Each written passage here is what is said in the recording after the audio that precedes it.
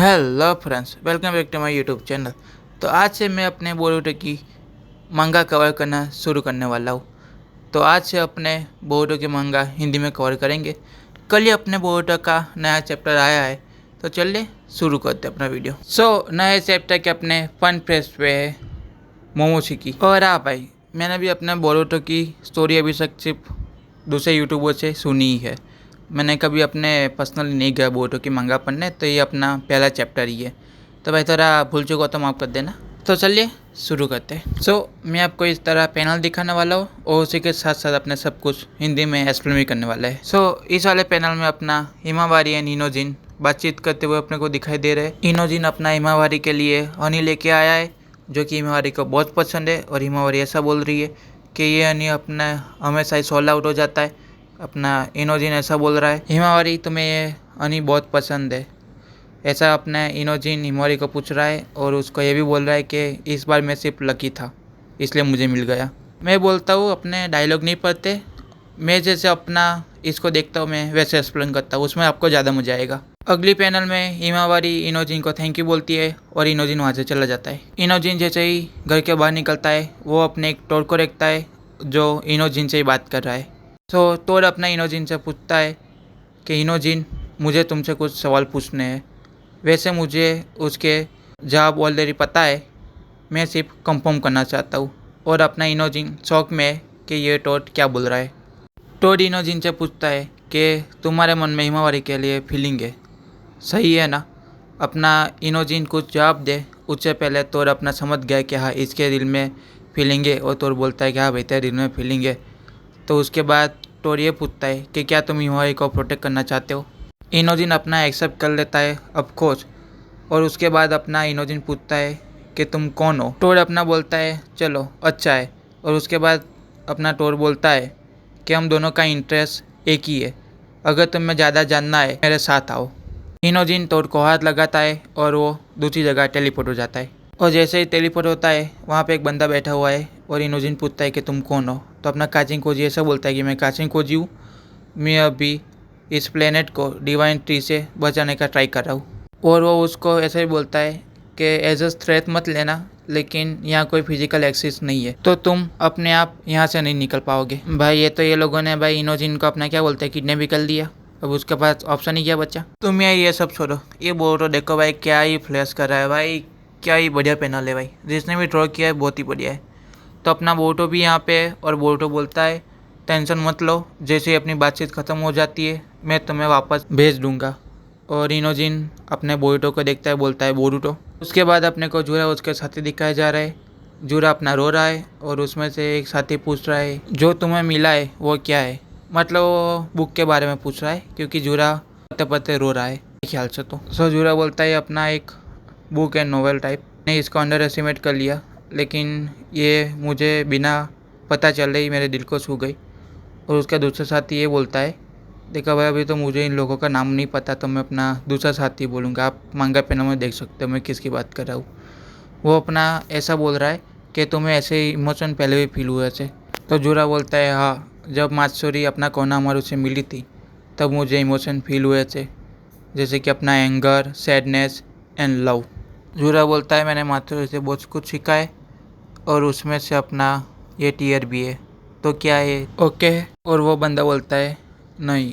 उसके बाद जूरा और वो बंदा अपना शुरू करते हैं कि अपने पास उतनी इंटेल नहीं है कि हम लव को समझ सके एंड कंट्रोल कर सके। तभी अपना तीसरा बंदा बोलता है कि शायद मुझे पता है कि मेरे इंस्टिंक्ट ने उस लड़की आइडा को क्यों टारगेट किया है।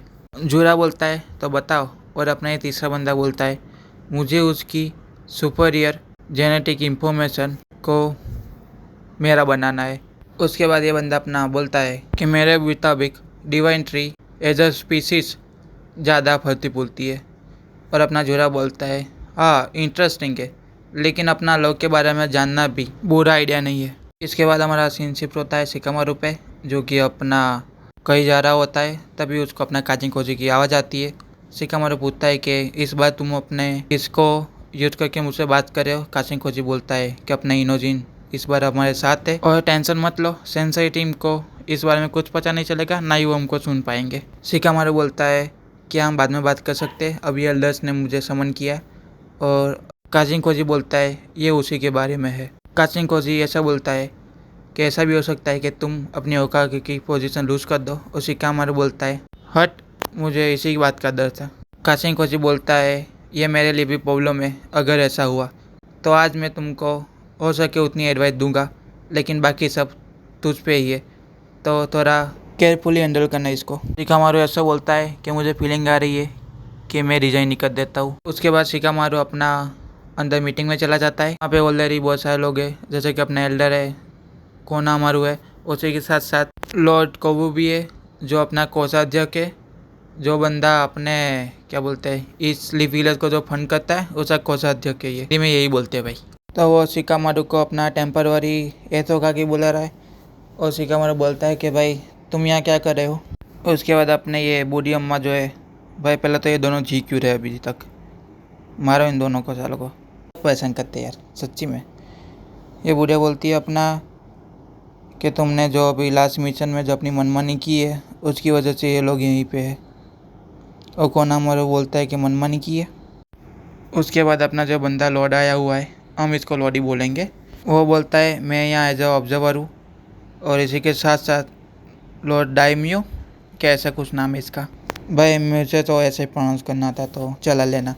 लॉर्ड डाइमियो तुम्हारी काबिलियत पर शक कर रहे कि तुम अपना ये पूरा विलेज चला भी सकते हो या नहीं। उसके बाद ये बंदा ऐसा बोल रहा है कि परिस्थिति के आधार पर हम बजट कट से भी शायद ज़्यादा की बातचीत कर सकते हैं। जैसे कि तुम जानते ही हो कि लैंड ऑफ फायर एंड हमारा विलेज दोनों ही अभी डिवाइन ट्री के खतरे में है।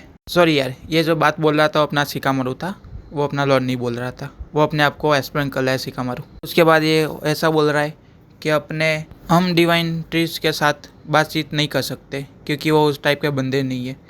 और हमें एक इंटर मिली थी, उसी के मुताबिक मैंने लास्ट मिशन किया है, मतलब शिकामारू ने लास्ट मिशन किया है। उसके बाद एलएस ऐसा पूछते हैं कि क्या इंटेल थी, तो शिकामारू बोल देता है सॉरी, लेकिन हम सबकी सुरक्षा के लिए मैं ज़्यादा डिटेल में नहीं जा सकता और ये चीज़ आपको भी पता है। उसके बाद शिकामारू ऐसा बोलता है कि जब हम फ्रंट लाइन पर रहते हैं तो हमें ऐसी चीज़ों पर भी रिलाई रहना पड़ता है, और इस बार भी मैंने वही किया है। और जब मैंने ये डिसाइड किया था तब मैंने ये भी डिसाइड किया था कि अगर ये फेल होता है तब मैं 100% रिस्पॉन्सिबिलिटी लूँगा इसकी। उसमें कोनामारू लॉस्ट एट ऐसा बोलता है और उसके बाद एल्डर ऐसा बोलता है कि उस सब को छोड़ो, तुमने जो इंटेल दिए वो कौन है उसके बारे में बात करते हैं। और उसके बाद जो अपना दूसरा बुढ़ा है, दूसरा एल्डर, वो ऐसा बोलता है कि ये इंटेल तुम्हें ट्रेटर बोरुटो ने तो नहीं दी है ना। उसके बाद अपनी ये दादी माँ एल्डर अपने बोरुटो के बारे में बात करती है कि वो अपने कैसे स्किल पारंगत की है और वो गलत इंटेल दे के अपने कोनोहा को अंदर से ही तोड़ना चाहता है। और उसी के साथ साथ वो बदला भी लेना चाहता है क्योंकि हमने उसको कोनोहा से बाहर निकाल दिया था। तभी अपना कोनोहामारू बोलता है बीच में, तब शिकामारू बोलने जाता है लेकिन काचिंकोजी उसको रोक देता है कि उसको बोलने दो। उसके बाद कोनोहामारू और एल्डर्स के बीच बहस शुरू हो जाती है। कोनोहामारू बोलता है कि उसने मुझे बचाया था, वो कोनोहा को आम कर ऐसा मुझे नहीं लगता। एल्डर्स बोलते हैं कि तुम भूल गए क्या, उसने अपने होकागी को टेक डाउन किया है। तो कोनोहामारू बोलता है कि हमें उससे बातचीत करनी चाहिए, और अपने एल्डर बोलते हैं कि बातचीत की कोई गुंजाइश नहीं है, हम क्रिमिनल के साथ बातचीत नहीं करते। उसके बाद शिकामारू अपना कोनोहामारू को रोक देता है और अपना लॉर्ड बीच में आ जाता है कि पहले तो देखे तो ये मिशन अपना सक्सेसफुल लगता है, लेकिन कम्युनिकेशन में बहुत बड़ा गैप है। अगर किसी ने क्रिमिनल के साथ बातचीत की है तो ये मिशन सक्सेसफुल नहीं माना जा सकता। और उसके बाद वो अपना साई को ऑर्डर देता है कि साई कोनोहामारू को लेके जाओ, मैं खुद इससे क्वेश्चन पूछूंगा, और जो भी कांटेक्ट में है बोरुटो के साथ किसी एक को भी मत छोड़ना, क्योंकि ये land of fire and Konoha की सिक्योरिटी का मामला है। और वो ऐसा भी बोलता है कि बोरुटो जब कस्टडी में था उसको जिसने भी भागने में हेल्प की है उसका भी मैं पर्दाफाश करके रहूँगा, क्योंकि वो विदाउट हेल्प तो भाग नहीं सकता था वहाँ से। और उसके बाद हम आ जाते हैं काचिंकोजी एंड इनोजिन पे।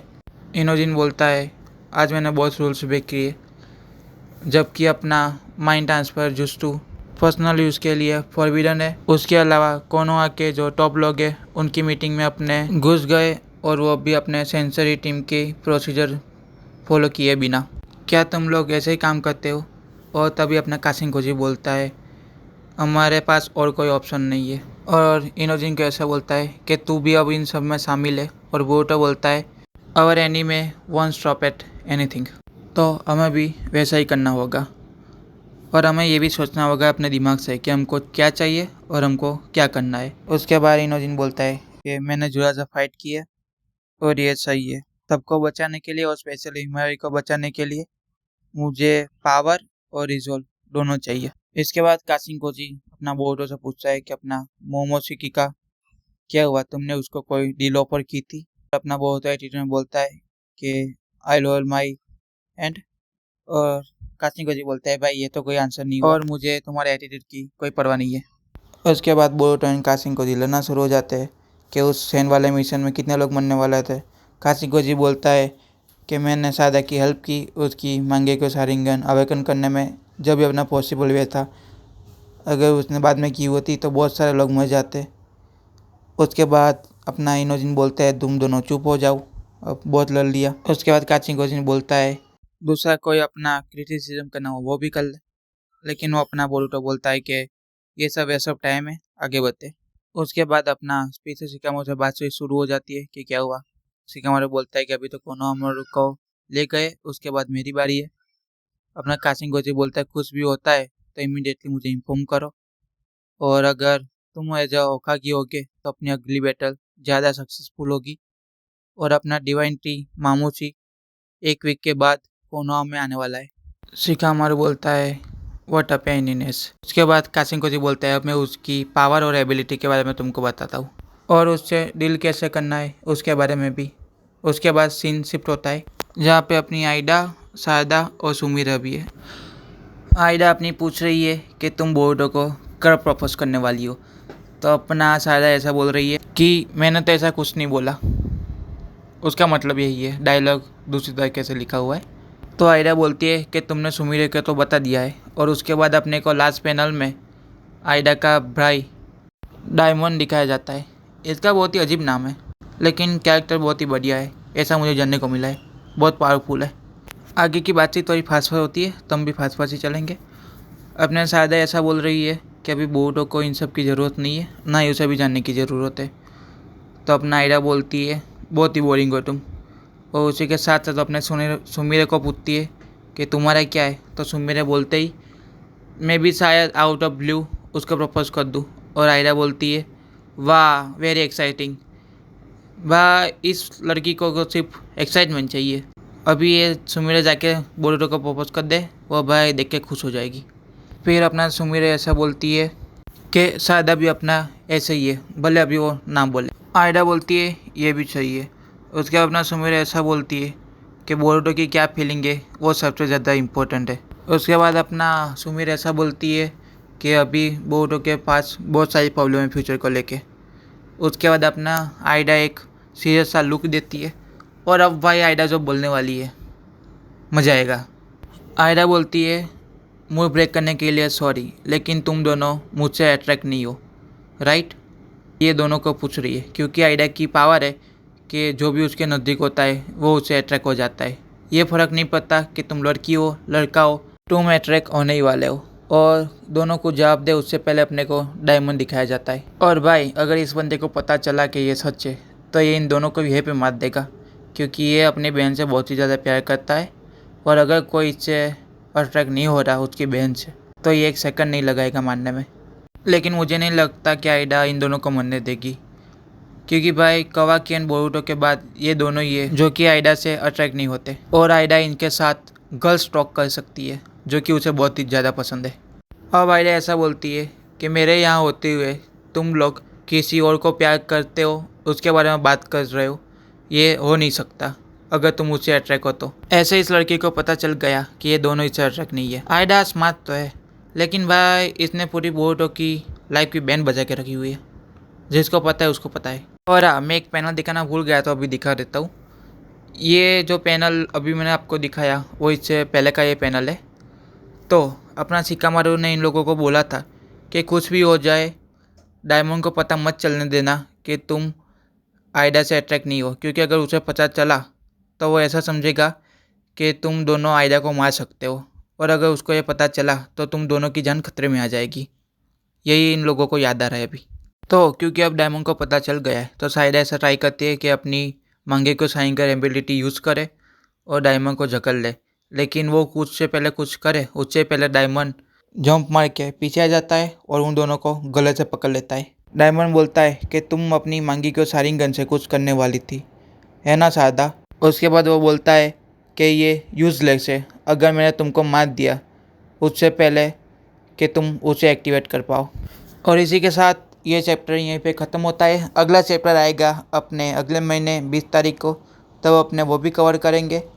और अगले महीने में ये अगला चैप्टर कवर करूँ इससे पहले जो चैप्टर आए वो मैं कवर कर लूँगा, क्योंकि भाई मुझे इन लोगों के नाम वाम कुछ पता नहीं थे जब मैं ये वीडियो बना रहा था। वो तो मैंने सर्च कर करके वीडियो जल्दी बनानी थी तो मैंने बना दी।